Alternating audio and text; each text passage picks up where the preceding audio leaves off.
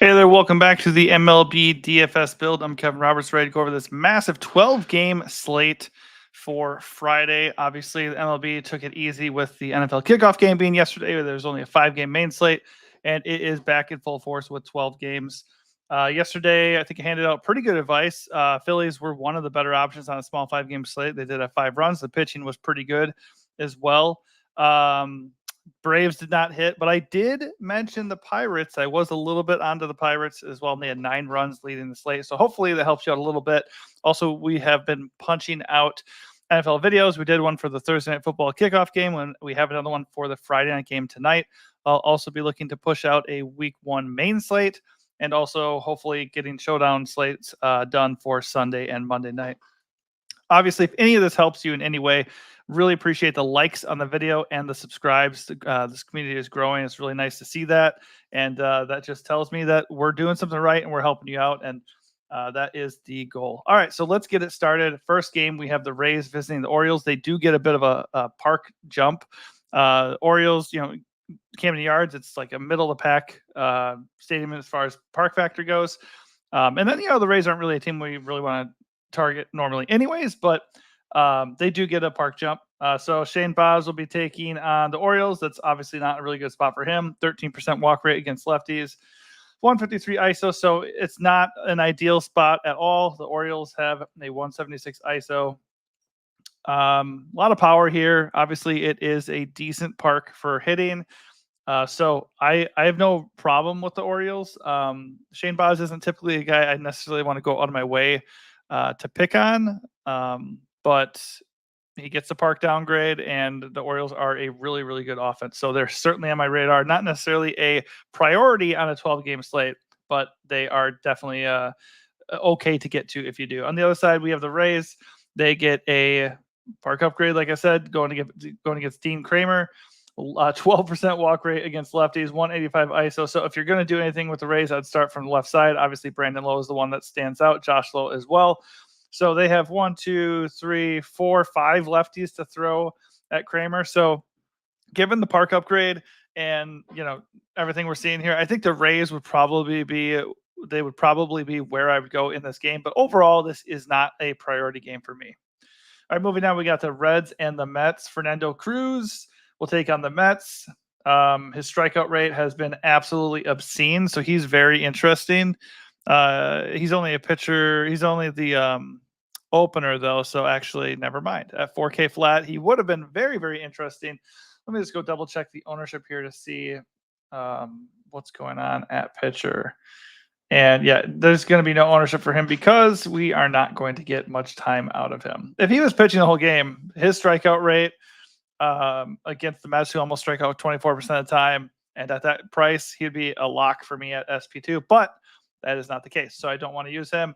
That means we're getting a bullpen game out of the Reds, so not really knowing what to expect there, except for we know Jacob Junis is playing. He's usually a ground ball pitcher, so not really an advantageous spot. I think, and that's also in a pitcher park, so not super interested in the Mets. On the other side, we have the Reds going up against Sean Manaea, who has been pretty damn good on the year. He's coming at 8.2K salary. He's a 3.35 ERA, and he has been just rock solid, averaging 18. What has he had? Let's see. He's had 26, 32, 25 fantasy points in his last 3 games. And at home, he's averaged 18 fantasy points per game. And the last time he faced the Reds, he had 21 fantasy points. So Manaea looks good. The Reds do strike out almost a 24% clip. And like I said, it's not the best park for hitting. It's pretty low there. It ranks 27th in park factor. So I like Manaea quite a bit at the 8.2K price tag. And that's probably all I'm looking at here because ownership doesn't really demand any leverage, I don't think. Let's see. Sean Manaea only coming in at 12% ownership too. So it is a very big slate. There are other guys that are good that we'll want to get to. But it's a pretty good spot for him. I like him at that price for sure. All right, moving on here, we got the White Sox visiting Fenway Park, taking on Boston. Davis Martin will face the Red Sox. Let's see. He's coming in at 6.3K. He's been just fine. So if you're looking at SP2 punts, in theory, he would be okay. Boston does strike out almost 24% of the time, but I would definitely favor the Boston side here. 213 collective ISO against righties. He has a 10% walk rate against lefties. All the other numbers he has so far, small sample size, but so far he's been more than fine against lefties and limiting the power too. So they're certainly not a priority stack, but I would definitely prefer them over Martin. All right, on the other side, we have the White Sox going against Nick Pivetta. Pivetta looks awesome. Let's see, his price is pretty reasonable at 8.6K. Obviously, it's a pitcher park at Fenway, so you don't want to rely on pitchers unless they're pretty darn good, and he is pretty good. Pivetta has, for the most part, been able to handle things at home. He's actually been better at home than on the road, 18 fantasy points per game as opposed to 15.8. Has not faced Chicago yet, but we know that they are absolutely terrible. They come in with a 24% collective whiff rate, and they do not have a ton of imposing power. So I got no problem with Pivetta. Obviously, 12-game slate, it's like, do you need to assume the risk of Pivetta in Fenway against a White Sox team that just doesn't give a shit? I don't know. He's definitely on my radar. Definitely a good value for a White Sox matchup for sure. It's just like, it depends. Do you want to risk playing somebody at Fenway? Fenway is pretty far up there, number 2 in park factor. So even the White Sox could go off here. I would say if Pivetta is going to be like majorly owned, we could certainly flirt with the White Sox. I feel like we'd say this about the White Sox like every time.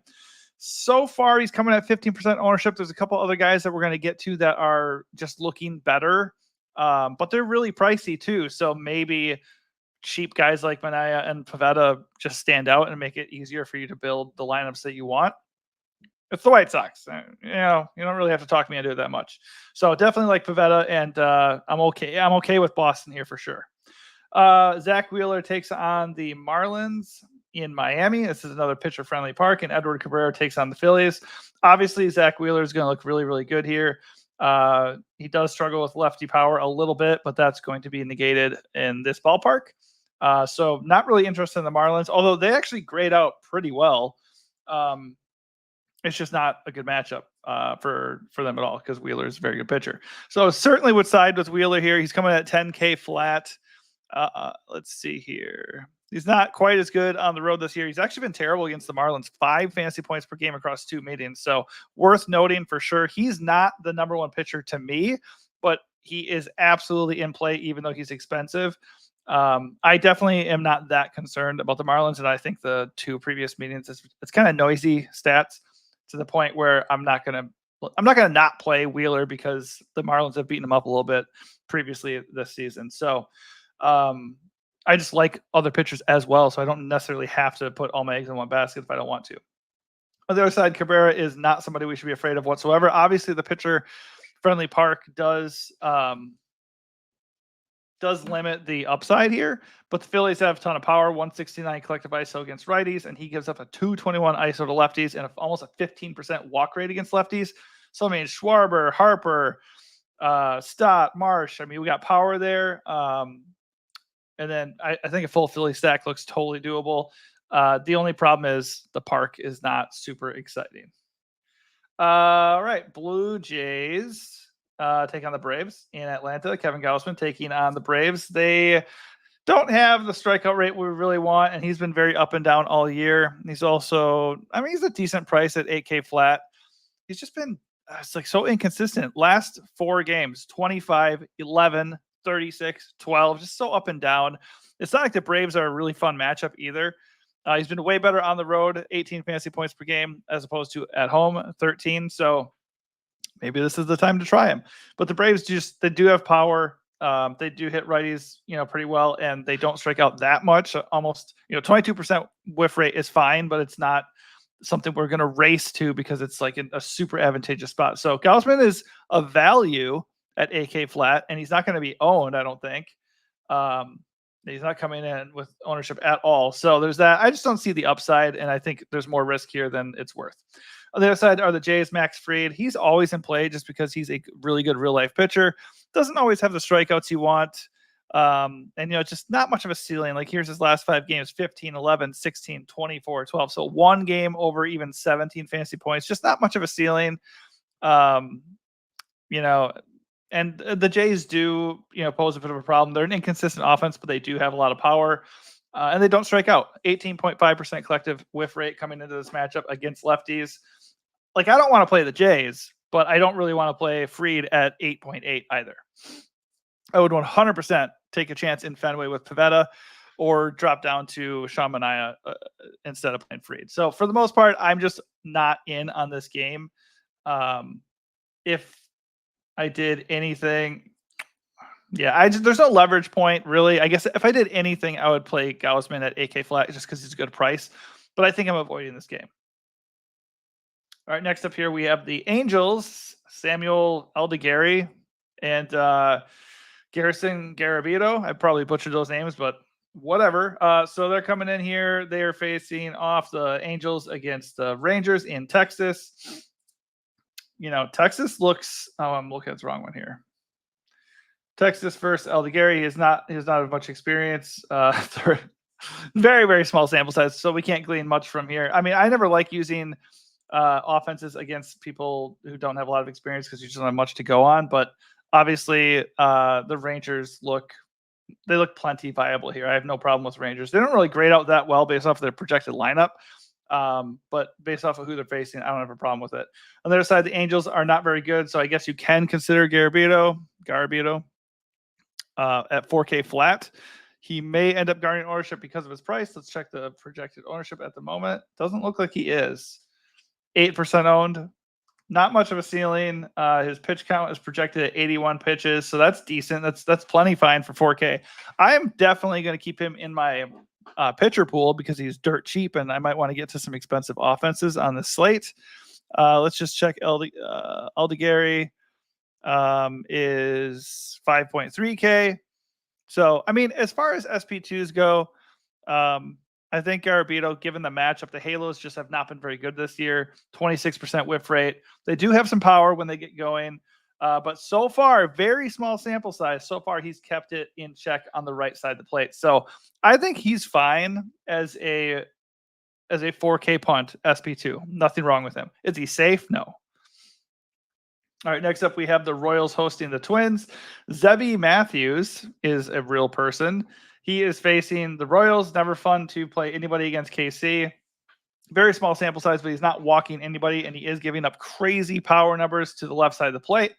So, most of what you want to do with KC comes from the right side with Bobby Witt, Salvador Perez, and then, all the other guys here, Hunter Renfroe. They do have some lefties here, though, so I'm okay with the Royals for sure, especially if those power numbers are going to stay where they are. But I'm not racing to play KC here. This park isn't really known for hitting traditionally. So Royals are fine because they're good, and these lefty numbers for Zebby look gross, but they're not a priority for me. Cole Reagan's taking on the Twins. Obviously, he always looks good. His price is at 9.4K, which is a bit of a discount based off of his ceiling that he offers. He's averaging 23 fantasy points across 3 meetings against the Twins, averages 19.8 fantasy points per game at home. So, the math checks out on that one. The Twins do not strike out that much, and they do have some good power with a 166 collective ISO, but it's Cole Reagan's, and he's really cheap.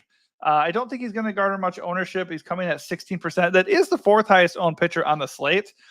Given the offense he's facing, I still would probably prefer Nick Pivetta, even though he's in a way worse park. I mean, the Twins are not bad, and they, they don't strike out that much. So I think Reagan's is in play.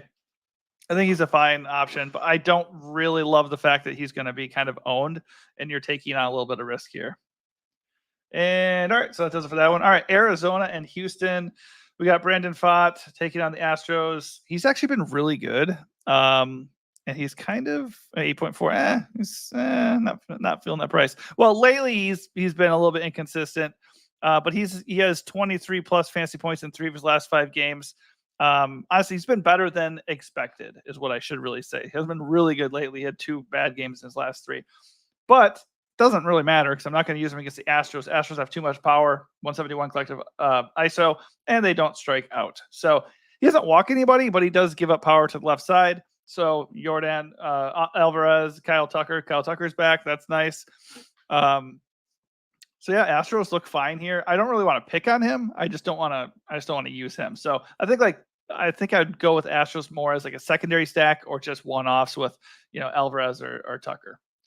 Arizona is always fun, but maybe not tonight because Framber Valdez is pitching, and nothing about his profile looks like you can really go after it. They don't strike out very much though, so I'm not super interested in him. But he does have a decent strikeout rate. And he's actually not that expensive. Oh no, he is 9.6K. I have no interest in that. Too expensive against a good offense. This projected lineup is a bit watered down. They don't have all their usual guys, like Kettle Marte for one. That's probably the main one actually. Let's see where their lineup is, just to get an idea of who they got. Yeah, he's still out, and yeah, they're missing a couple other guys too. So they're not quite at 100%. So not feeling Arizona here. And I think Framber always offers upside with strikeouts, but this isn't really a high upside matchup. So especially at his price point, I'm out. All right, we got the Mariners and the Cardinals. Bryce Miller taking on St. Louis. Not a great strikeout matchup at all. Bryce Miller's price is 9.2. Feels a little bit steep. It is a pitcher-friendly park. And I mean, he's a good pitcher, but it just doesn't seem like the spot to target him at all. His splits, home way splits, are really not good. 23 fantasy points per game at home, 11 fantasy points per game on the road. I mean, that alone isn't going to get me on the Cardinals. I just don't think it's a good spot either way. I think he'll just kind of be there, and the Cardinals won't do a whole lot, but I just don't see a ceiling game out of him. Eric Fetty, let's see, what's his price at? He's at 7.7, so he hypothetically would be a good value here. He's been decent in his last 17 and 22 fantasy points. He's averaging 15.8 fantasy points per game on the year and 19 fantasy points per game at home. So it is a pitcher-friendly park. The Mariners do strike out almost 26% of the time. There are power issues to be wary of. And he's given up a 193 ISO to the lefties, but there's only Nikhil Raleigh with a 192 ISO, maybe Luke Raley too, I guess. Those are the only two you really need to worry about, I think. So Fetty's okay. Fetty's okay at 7.7K. I probably am gonna end up taking that SP2 punt that we're talking about earlier.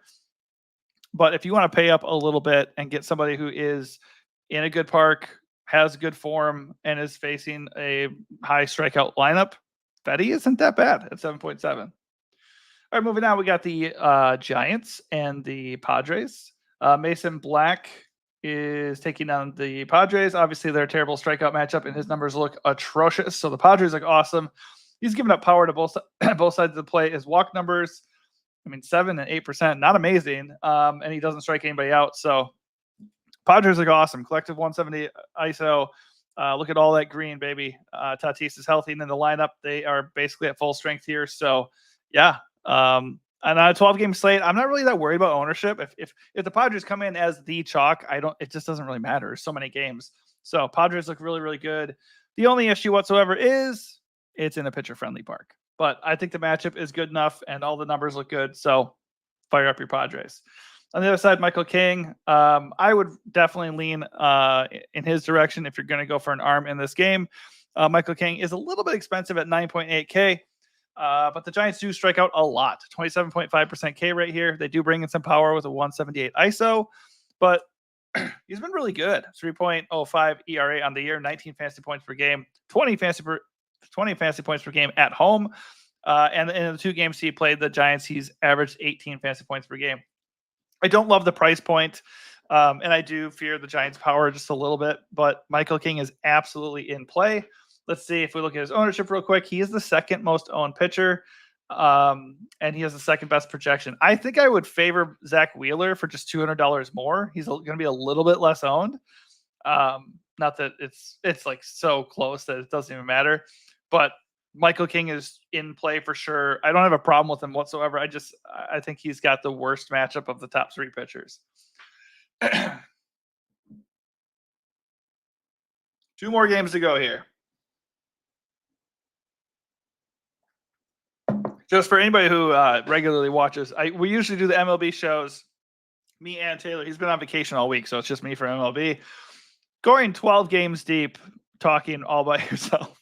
Not easy. It's not easy. So hopefully I help you out. It is nice also to get like that second opinion and like what you like and what you don't like. So we missed that for sure, but hopefully we're doing all right. Okay, so Tariq Skubal taking on the Athletics. He's the best pitcher on the board for sure. 10.2K. He's worth every penny.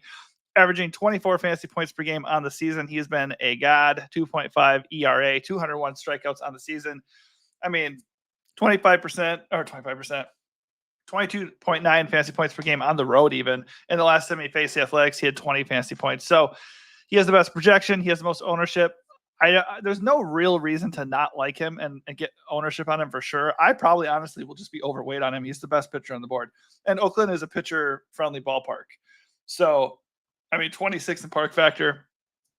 But having said that, since he's going to be so owned, and since the Athletics have really good power, 201 collective ISO against lefties, I do want to sprinkle in of Athletics.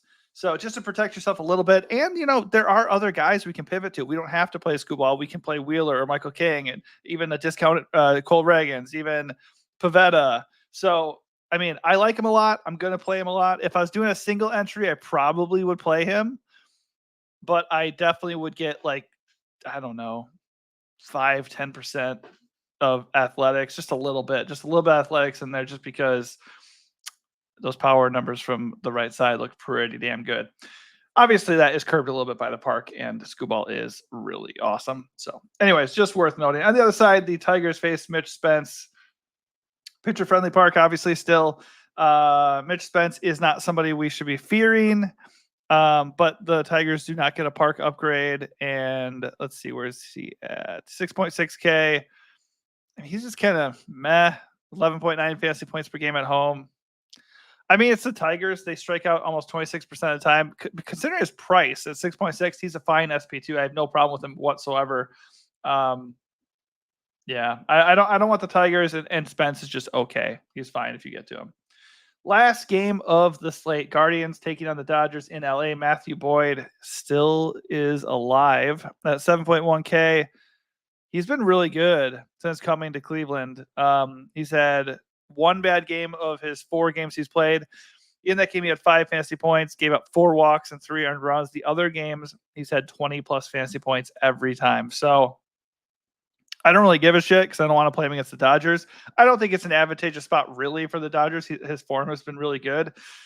He's not walking anybody. He's only giving up a little bit of power to the left side. He's striking people out a little bit. So it's still the Dodgers. If they're going to be overlooked on a 12-game slate, you absolutely can consider them. I just don't think they're a major priority for me.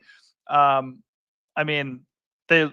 look pretty good coming from the right side for sure. And then Ohtani and Freddie Freeman kind of round that out. But yeah, I think they're just fine. And Cleveland taking on Landon Knack. The numbers don't look too imposing here. 244 ISO. He's given up to the right side, showing some reverse splits there. So, you can look at Cleveland a little bit if you want. I'm not super scared of Knack, and I also don't really want to use them because they only strike out 18% of the time. So honestly, it's going to be kind of spread out as far as offenses go. I think. Low-owned Dodgers are totally fine. Really like the Padres. Phillies look good, even though the park is an issue. Boston looks interesting. So it's probably for the most part where I'm going to be offensively. Oakland has just a tiny sprinkling leverage on Skubal, and then for pitching, we're looking at Skubal, Wheeler, King.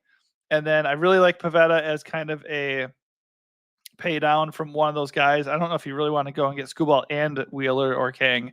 But on a wide open slate like this, very few offenses are really standing out as we must play them other than the Padres. Everybody else is kind of in an okay spot. So I'd be looking at a really good offense that's going to go overlooked, possibly like the Dodgers, or a good offense in a not so great park like the Phillies. Or I just go get 2 elite pitchers and then just find one of these other offenses that you like and go get a cheap stack. But that's going to do it for me. Hopefully this helps you out. If it does, give this video a like and also follow us, subscribe to the DFS build so you get alerted to this videos like this for MLB and other videos for NFL and NBA. Speaking of which, we have an NFL video up right now for the Friday night game in Brazil between the Packers and the Eagles. And we'll also get up videos for the rest of the games this week. Thanks for watching and good luck.